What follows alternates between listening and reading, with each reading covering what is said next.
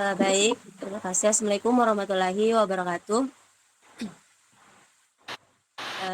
Terima kasih telah Waalaikumsalam memberikan warahmatullahi kesempatan wabarakatuh. kelompok kami untuk memaparkan materi yang berjudul pencegahan penyakit. Sebelum itu, saya Nurtiara Intan selaku moderator. Mungkin langsung saja pemateri pertama yang akan dibacakan oleh saya sendiri.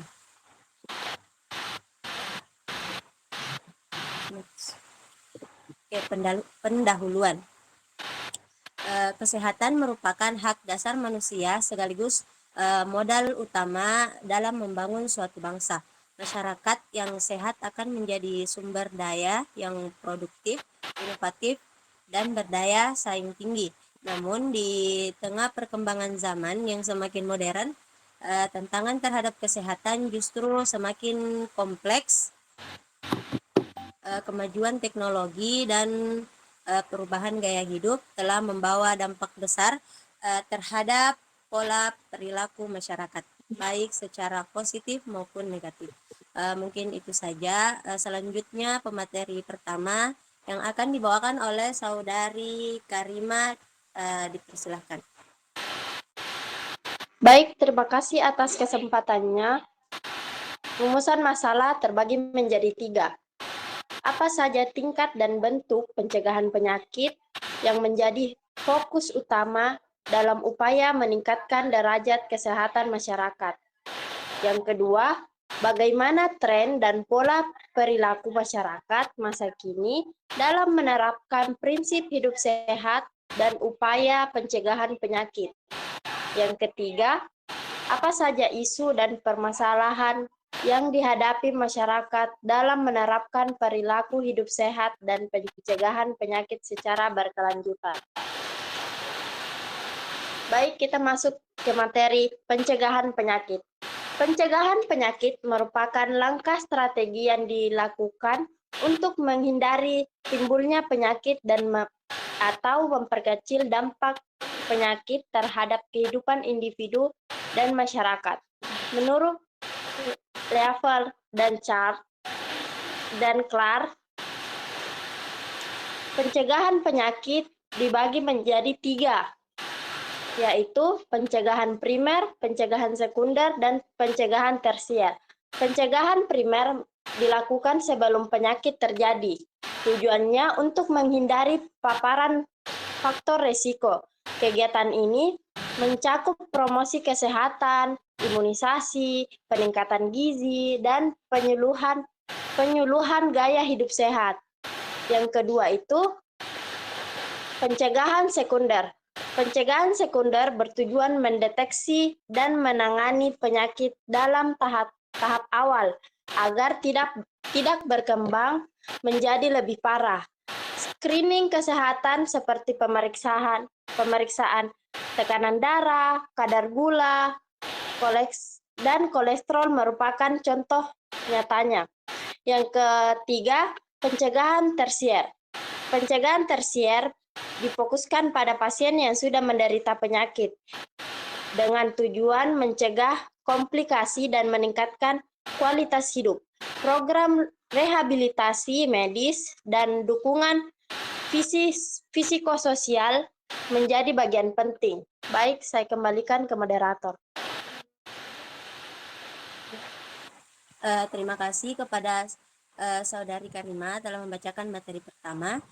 Selanjutnya kita persilahkan pemateri kedua, yaitu Saudari Hamsina, dipersilahkan. Baik, terima kasih atas kesempatan yang telah diberikan oleh moderator. Langsung saja di poin kedua, yaitu tren kesehatan masyarakat. Dan terdapat tren positif dan tren negatif. Jadi yang pertama yaitu kita bahas tren positif. Jadi yang pertama yaitu pola hidup aktif seperti olahraga secara rutin, mengikuti komunitas lari, yoga, hingga bersepeda. Jadi salah satu tren positif yang menonjol adalah meningkatnya kesadaran terhadap gaya hidup sehat. Nah, masyarakat kini semakin banyak yang beralih pada pola hidup aktif, seperti olahraga secara rutin, mengikuti komunitas lari, yoga, hingga bersepeda. Nah, berdasarkan laporan Kemenkes Republik Indonesia tahun 2023, partisipasi masyarakat Indonesia dalam aktivitas fisik meningkat dari 32% pada tahun 2018 menjadi 44% pada tahun 2022. Nah, peningkatan ini sebagian besar dipicu oleh tren media sosial yang menampilkan gaya hidup sehat sebagai bagian dari citra positif dan keberhasilan diri. Kemudian yang kedua yaitu mengonsumsi makanan sehat. Nah, selain tren yang pertama tadi, tren konsumsi makanan sehat juga semakin berkembang. Masyarakat mulai beralih ke makanan organik, rendah gula, dan tinggi serat. Nah, restoran dan produk makanan sehat semakin diminati, terutama oleh kelompok usia muda di perkotaan. Kemudian yang ketiga yaitu diet ekstrim atau penggunaan suplemen tanpa konsultasi medis. Nah, dengan demikian di balik tren positif tersebut muncul pula fenomena negatif atau gaya hidup sehat semu. Banyak masyarakat mengikuti tren diet ekstrim atau penggunaan suplemen tanpa konsultasi medis.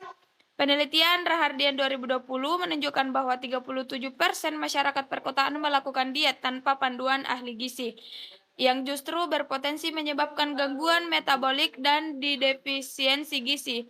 Selain itu, meningkatnya ketergantungan pada teknologi digital juga menimbulkan masalah baru, seperti kurangnya aktivitas fisik dan gangguan tidur, terutama di kalangan remaja. Kemudian selanjutnya yaitu permasalahan yang sering terjadi di kalangan masyarakat. Nah, salah satu isu mendasar adalah rendahnya literasi kesehatan masyarakat. Banyak individu yang masih belum memahami pentingnya tindakan pencegahan seperti vaksinasi, pemeriksaan dini, atau pola makan seimbang. Nah, berdasarkan survei Badan Litbangkes 2022, hanya 38% masyarakat Indonesia memiliki pemahaman baik tentang cara mencegah penyakit menular maupun tidak menular. Kemudian ketimpangan akses terhadap layanan kesehatan juga masih menjadi permasalahan besar. Mengapa? Karena masyarakat di wilayah terpencil dan kepulauan menghadapi hambatan geografis yang menyebabkan keterlambatan dalam deteksi dini penyakit. Kemudian yaitu permasalahan berikutnya yaitu gaya hidup tidak sehat yang masih melekat kuat di masyarakat modern. Nah, walaupun kampanye gerakan masyarakat hidup sehat telah digaungkan sejak tahun 2017, kebiasaan konsumsi makanan cepat saji, minuman tinggi gula, serta rendahnya aktivitas fisik masih tinggi. Daya Riskesdas 2023 menunjukkan bahwa 27% masyarakat Indonesia mengonsumsi makanan cepat saji lebih dari 3 kali seminggu. Hanya itu yang dapat saya sampaikan. Saya kembalikan ke moderator. Terima kasih kepada Saudari Hamsina telah membawakan materi kedua. Selanjutnya kami membuka sesi tanya jawab. Baik, teman-teman yang ingin bertanya dipersilahkan. Baik, untuk pertanyaan dari Saudara Muhammad Alif, yaitu apa perbedaan utama antara pencegahan primer, sekunder, dan tersier dalam upaya meningkatkan derajat kesehatan masyarakat.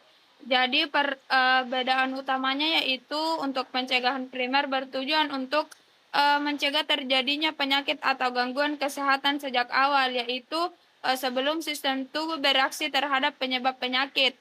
Nah, kemudian untuk pencegahan sekunder fokus pada deteksi dini dan pengobatan masalah kesehatan yang sudah mulai muncul agar tidak berkembang menjadi lebih serius.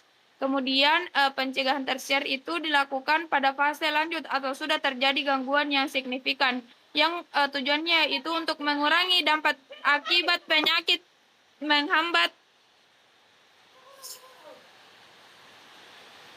proses penyakit, pemulihan fungsi, dan mencegah kekambuhan atau komplikasi jangka panjang melalui rehabilitasi dan terapi. Baik, itu jawaban dari kelompok kami. Bagaimana dengan Saudara Alif? Apakah jawabannya sudah diterima? Penutup, kesimpulan. Perilaku sehat merupakan bentuk kesadaran individu dalam menjaga, meningkatkan dan melindungi kesehatannya melalui penerapan 3 tingkat pencegahan penyakit, yaitu pencegahan primer, sekunder, dan tersier.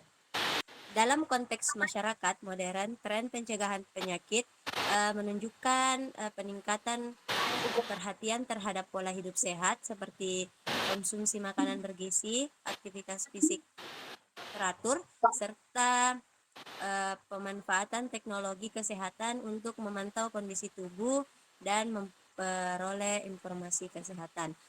Mungkin itu saja yang bisa kami sampaikan. Mohon maaf. Saya ucapkan terima kasih. Assalamualaikum warahmatullahi wabarakatuh.